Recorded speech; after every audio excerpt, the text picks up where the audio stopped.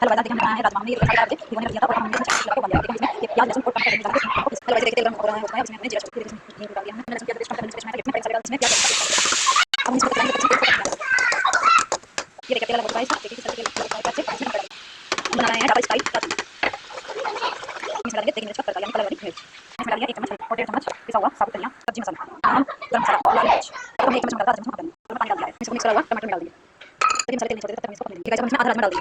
इसमें तेल ऊपर से सारे मसाले अच्छे से मिक्स हो चुके हैं। अब हम इसमें आधा राजमा डाल के हम इसको 15 मिनट तक पकाएंगे जब तक ये अच्छी तरह मिक्स ना हो जाए। हम इस राजमा को पीस लेंगे अच्छे से।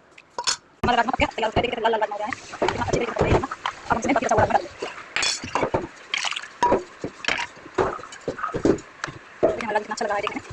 अब हम इसको भी 5 मिनट के लिए पकाएंगे और फिर हमारा राजमा बनके एकदम रेडी। सो गाइस, हम इसमें कसूरी मेथी डालना भूल गए थे, ये हमने अब डाल दिया। सॉरी, कसूरी मेथी पिसा हुआ पुदीना। अब इसमें पुदीना डाल देंगे। ये देखिए पुदीना का कलर कितना अच्छा हो गया है इसका। हमारा राजमा बिल्कुल तैयार हो चुका है। देखिए कितना अच्छा लग रहा है इसे। थोड़ी गरम गरम रोटी देखिए कितना अच्छा लग रहा है।